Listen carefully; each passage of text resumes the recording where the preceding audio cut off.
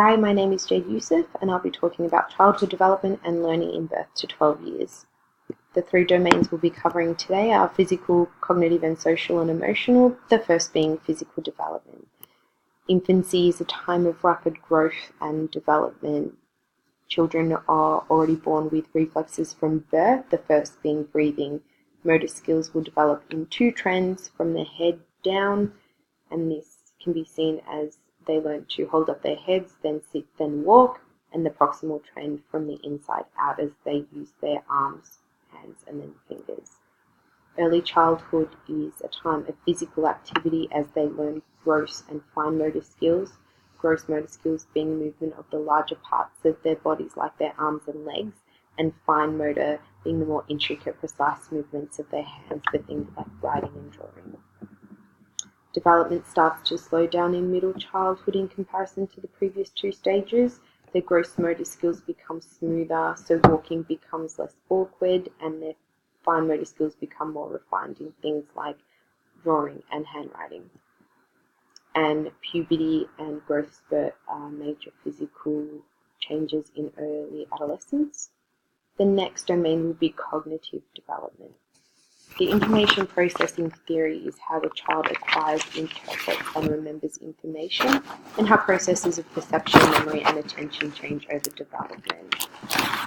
Sensation and perception mostly happen in infancy, and this is how they detect stimuli and interpret and attend to it.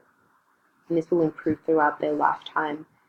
Attention can be attributed to the development of the cortex in the brain and brain maturation. So a toddler's attention will be to new stimuli. At preschool, will move from activity to activity, unless it's something that they've chosen, and primary school will become better at focusing their attention throughout the years. The working memory and central executive have three trends. Their processing speed will increase, the capability of their short-term and working memory will increase with age, and the central executive increasingly takes charge of cognitive processes, and this is because of the maturation of the cortex, experiences, and deliberate learning. Long-term memory can be seen in babies as they recognize the sound of their mother's voice or their mother's faces, and toddlers and preschools will store things in their memory once an activity is repeated and learned. Thinking and reasoning happens in terms of symbols. In 18 months old, they represent physical objects. In ages 6 and above, they will represent numbers and pictures. Two theorists we'll be covering today are Jean Piaget and Lev Vygotsky. Piaget's stage 1, he talks about object permanence, and this is when children realize that things don't disappear just because we can't see them. In stage 2, he talks about ecocentrism, which is the inability to see things from others' perspectives. In stage 3, the absences that will develop from the first two stages, the logical development will develop, and they still struggle with abstract thought, which is what they will develop in stage 4. Vygotsky had a few main ideas and themes, and that is that social interaction was a fundamental role of cognitive development, that culture varies that development, and thinking and the way they think and grow will depend on their environment. The zone of proximal development is when a child can't do something alone but can do it with the help of the more knowledgeable other, which is someone who has knowledge in what they're trying to learn.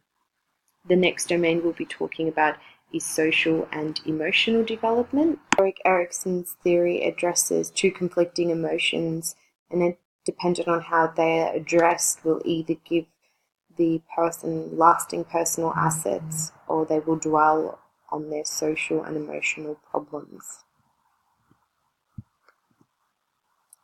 Some key concepts are temperament and personality. Temperament being how a child responds to events and novel stimuli, and it is believed that this has a basis of genetics, and personality is how they behave, think, and feel, and this is influenced by their temperament. Attachment is how a child is wanting to feel loved and connected to their family and friends. And a theorist in this is John Bowlby. Pre-attachment is when a child has no attachment and just seeks comfort. Attachment in making is when they prefer their mother but still will go to strangers. Clear-cut attachment is when attachment is made and they start to get separation anxiety when separated from their mother, or stranger anxiety when a stranger or someone unfamiliar is around them. And in the final stage, their anxiety will go down because they realize that their mum is there even if she's not physically there. And then we have sense of self. In 0 to 2, dependent on caregiver, they will feel loved or unloved and realize that their bodies can bring comfort and discomfort. At 1, they will imitate others, which will nourish this, and at 2, they will know themselves in the mirror.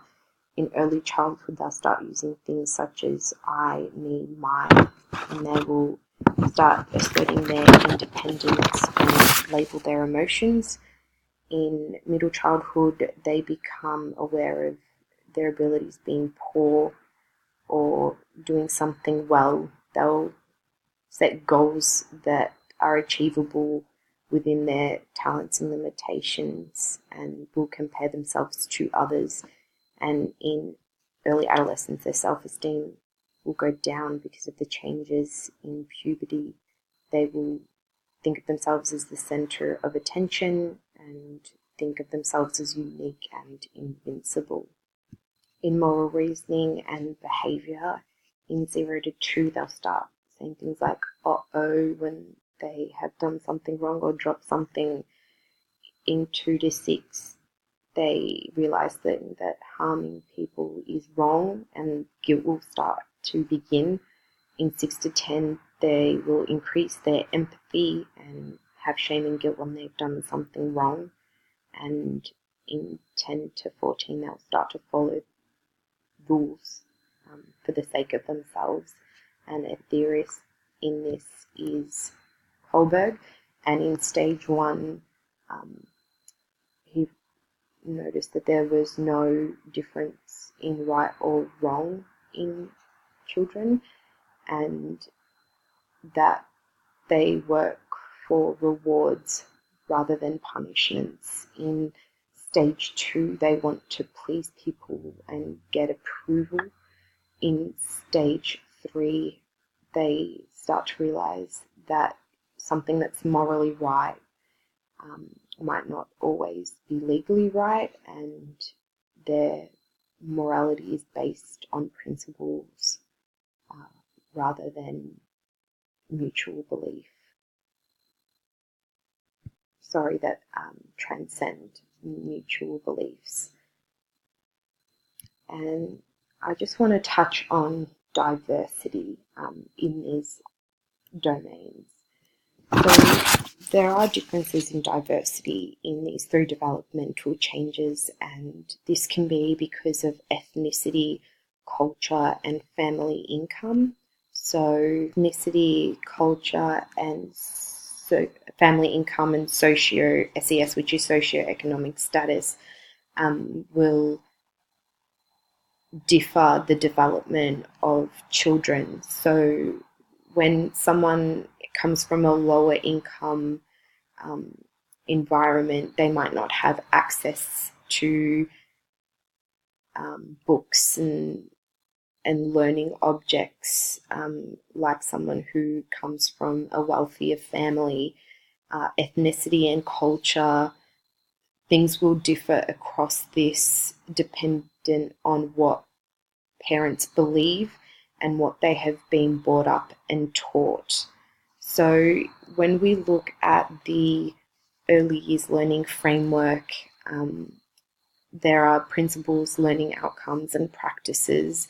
And what they really want to instill in people is that every child is different and that as educators, we need to be able to facilitate to these differences.